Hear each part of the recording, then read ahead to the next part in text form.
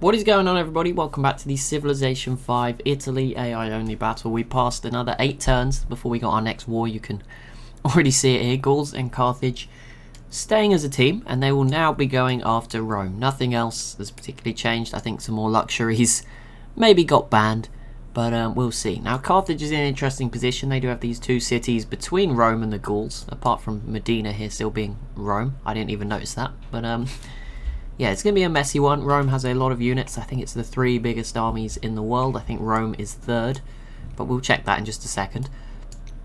And we'll see this time. Carthage has been struggling in the south. They could never really do it with Monaco as a teammate. Obviously the Gauls, little bit better. Tiny smidge better than Monaco. So we'll see how this goes. Austria, and there you go, Medina has already fallen to the Gauls, so that was nice and easy. But Rome still with plenty of units around the area. So here we go, let's have a little look if it's going to open for us. It is. There's Monaco dropping off on score from 2nd or 3rd at the time to, well, last out of everyone that's still showing up. Here we go, biggest militaries, the Gauls 2.6 million, Carthage 1.7 if you round it up, and Rome about 1.25 million, and then Bosnia is also just over 1 million, but they're of course not involved in this. So there we go, we'll see how it goes. Monaco got completely wiped out, by the way. They did not get left with anything. But there we go, we'll see how that ends up. We are of course down to our final 5. Austria with 7 cities, Rome with 12, 14 for Bosnia, 27 for Carthage, and 47 for the Gauls now, who, yeah, should have a lot of fun here. So as we saw, what was that, 2.6 and 1.7, which is about 4.3 million total troops up against Rome with 1.2.5. So quite the advantage. Over 3 times, but not quite, maybe 3.5 times probably, around that sort of number advantage. So we'll see how this goes, but so far it looks like Rome will be, yeah, this is going to be a lot tougher. I think they will survive a lot longer than Monaco. There is a lot of land units here. There's actually more land units than boats, which means it's going to be much easier to retake some of these cities. But at the same time, obviously the Gauls are just going to keep coming forward, filling the space. You know, if you leave a tile empty at the end of your turn, the Gauls will be in it next turn. That's how it's going to be for Rome. So it's going to be tough, but Rome does go first now with the complete elimination of Monaco. This city is probably... It's hard to tell. These guys have so many... They have like 10 cities in every guided missile, so it is hard to exactly know. As you can kind of see right now, it's not crashing. Lovely. I'm very nervous. They actually don't have 10 in every city. I don't know where all their air force is. They have 10 over here. They do have a lot of stuff. It's more spread out now. There's a lot of 1s and 2s. Because it is more... No, there's... Okay, no, it's all over here. Look, 9, 10, 7, 2, 2, 1. Okay, there you go. Well, it's all spread out. 6, 4, 4, 3... There is a lot still here for them. 10 in Florence, 6 there as well in Sarajevo. So yeah, it's still not going to be easy for Rome, considering they have 1 atomic bomb left. Or maybe they only had 1 anyway. But they only have 1. But yeah, Carthage as well. This will be a big test. They couldn't do it when they were being assisted by Monaco. Since then, Rome's also got a lot more units, so that doesn't also help. And then of course, yeah, it's just gonna be a challenge all around. So we'll see how it goes for them. Here we go, we'll assign some delegates. Do nothing. International Space Station and the banning of cocoa. There we go. This city is under threat, and obviously if Rome was to get it, the Gauls could then take it off of Carthage, you know, by getting it off of Rome. Same goes here with the Vatican also, and I don't think Rome will be able to do too much to this, but Rome is... Yeah, look, they're not under any serious threat yet. Obviously, they lost Medina. That was sort of the outlier city, but assuming they prevent you getting too close, which they are doing, this XCOM squad is surrounded. Not a great place to be in. I think Rome could put up a much better defense, at least than Monaco did. I mean, that's probably not hard. Monaco, I feel like Monaco just assumed the Gauls would never attack them because it hadn't happened in the past, and then they just... Then it did happen, and they were like, oh... They did not have enough units. They didn't have the right units. They were just woefully poorly prepared for that one. So I feel like they got a bit of what they deserved in that respect for not being prepared or doing anything when the Gauls were getting really strong. They just let them have everything. But there we go. Again, Rome shifting units, but no No super threats. This city is very low, but they've got it well protected. This one, they are getting close, but they are getting pushed back as well, slowly but surely. Losing units in this kind of no man's land that belongs to Carthage. They have 11 planes, or I always say planes, but it could just be a load of nukes. No, it is jet fighters and stealth bombers. The Vatican is also more stealth bombers, so yeah, it's kind of... Carthage will be using those, killing off a few units, you would imagine. I mean, if you were going to be smart, you'd target the ones in the sea, because they will probably just sink if you attack them once with the stealth bombers.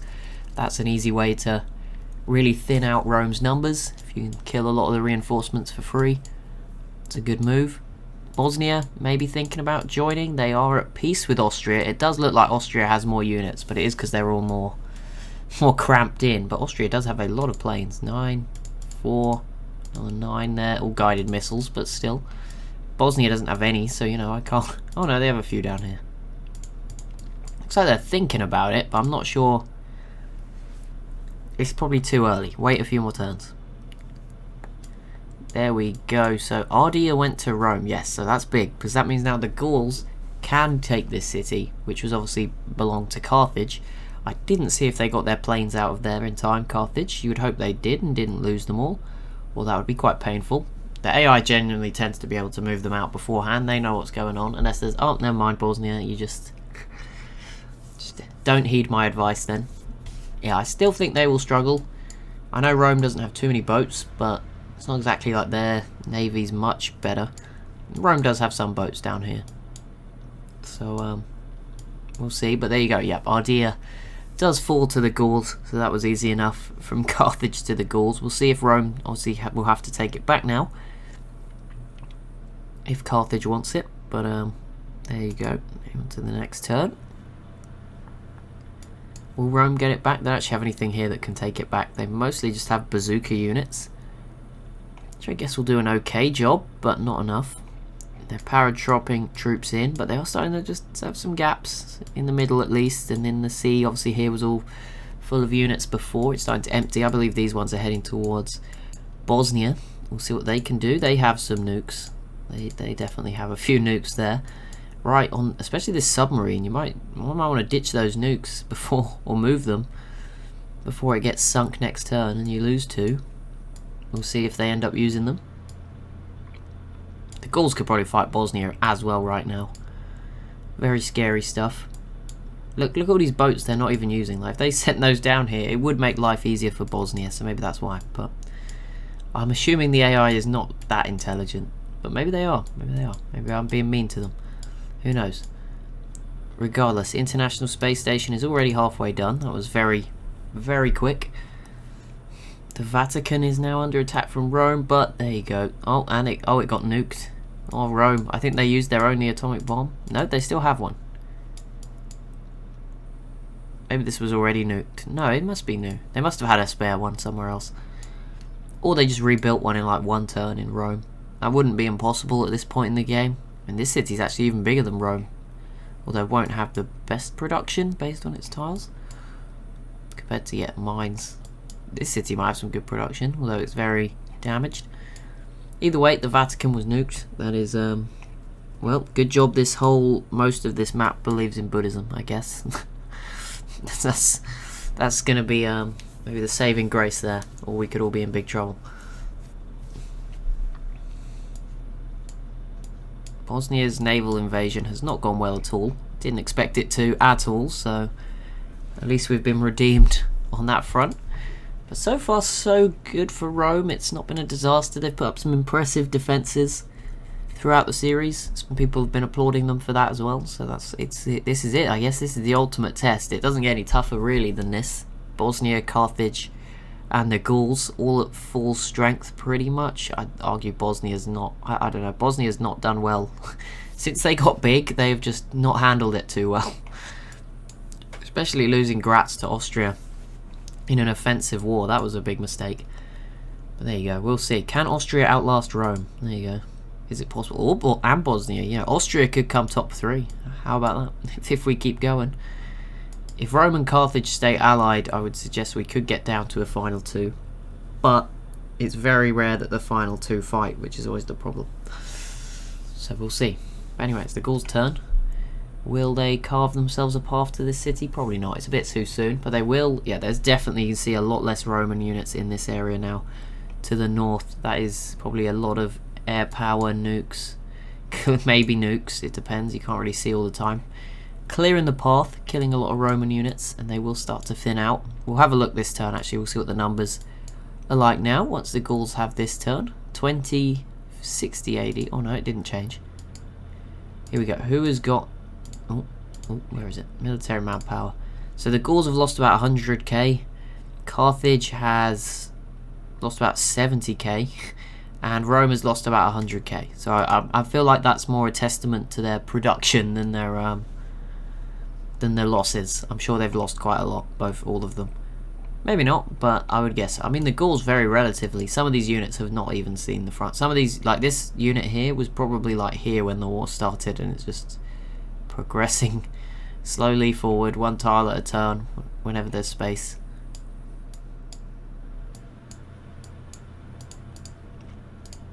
These have so many planes they're not using. Like there's so many in reserve here that could come over and help. But there is high city defense, so you sometimes have to take a rest. We can't see the health of the planes, so I guess that maybe contributes a little bit. You know, you don't want to lose your planes, especially ones with really good promotions. You do not want to be losing those. Genoa's now at 36 population, 32 in Turin, 29 up in Milan. Brescia only fell sort of to 23 when that fell. Le Col 21. They have a lot of population, and there we go. The International Space Station done. The Gauls put in a lot of work, but they're actually pipped by Bosnia. So Bosnia will receive a wonder in the capital, an extra production from scientists, and an extra science from engineers. Sadly, they're at Tech 80, so this is not too useful, but they will get some more science. I can't remember if it's converted into anything or not. Then all of our remaining civs will also receive an extra free great scientist. Again, apart from Austria, I don't think that will have any impact. And a one-time research boost again. They're all there. They're all at the final tech level. But there you go, less than 100 points, production points in it between these two, and Carthage was only another 80 off of the Gauls. So those three really went for it. Rome sort of further off at 2,700. I'm surprised they're doing that while fighting a war, but fair enough. And Austria obviously just has the least cities, but again, those sorts of numbers, probably all the cities working on it with those kind of numbers. But yeah, between them, they got through that in about 10 turns. So that was not particularly challenging global project for the biggest countries in the world. So we have Carthage's turn now. Then the two Sicilies. Oh yeah, I saw their pikeman a minute ago. It's still floating around off the boot of Italy somewhere. Where was it? It was over here. There they are. They don't even know the Bosnian nuclear submarines are just passing underneath them. They can't even see. They're just hidden away. Did Bosnia keep their nuclear missiles? That is, I'm gonna say no. They have two here, but oh wait, no, they're there. Yeah, they did. They have 5 still there as a minimum. They also have an atomic bomb there, so they do have access to those if they wanted to clear out even more of Rome's units. Rome definitely does look like they're thinning out, especially up here. Look, these tiles are all empty, not as full as they used to be, but we've certainly seen a slowdown in the invasion. The Gauls do have access now, but yeah, it's just going to take a long time to clear all these units. It's not easy. Whereas Monaco, that was definitely not the case. They could just steamroll through the cities, killed the units pretty easily. It looks like Rome or I'm guessing it has to be Rome, but I never see them. They have this one atomic bomb in Setia the whole time, and they seem to have some others that they just keep finding. There's a jet fighter there, but no, yeah, they just nuked Medina. And yeah, if you look at that, you hit that. That is one issue for the Gauls. They're very dense unit-wise. So if you do land a nuke, you hit 1, 2, 3, 4, 5, 6, 7, 8, 9, 10, 11 maybe units there. Some of them are very low, especially the ones that were low already. So yeah, if you nuclear missiled like here, or even up anywhere, I mean anywhere really, look at it, it's ridiculous. You would do a lot of damage. Again, overall number, not really affected. But in the short term, a nuke like that, these units have to heal, they get in the way of the other ones. Yeah, logistically, probably a good, smart move from Rome to do that. Rome already pieces out with Bosnia. Yeah, Bosnia, you were not... you're not that guy. You weren't ready for this. That wasn't for you. I don't know why you even joined when you did. Once these cities are being bombed, you know, by the Gauls, that's when it's maybe your time to try and steal some. Not now. So, yeah, they peace out first. They had no real impact. They look incredibly weak. I know they are more spread out than Austria.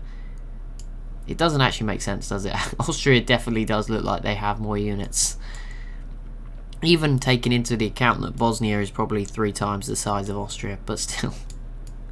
It's ridiculous. Yeah, the Gauls slowing down a lot though in their progress. And Carthage is just doing nothing again, although Malacca here is half health, so maybe there's a glimmer of hope, a slight chance it might drop in the next few turns. Anything big coming here for the Gauls' turn? Gonna declare war on someone else?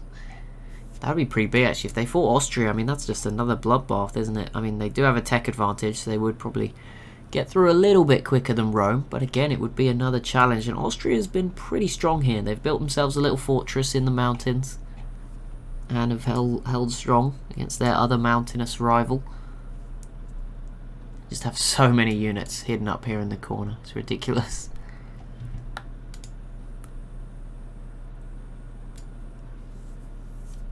There are regions, particularly in Carthage and the Gauls. They have like regions of their empire that by themselves would be a pretty strong civ. Like Sardinia here in Corsica would be pretty. These are all pretty good cities.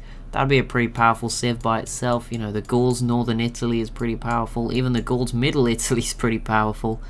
Let alone what they have up in the mountains. Gauls, Balkans, you know, is pretty much most of what Yugoslavia was for a lot of this game. Pretty powerful. Bosnia, you could probably split in half. You'd still have 2 good civs. Even Rome, you could probably split off the bottom half. Carthage obviously has a big Sicily as well. Malta still here with 24 population.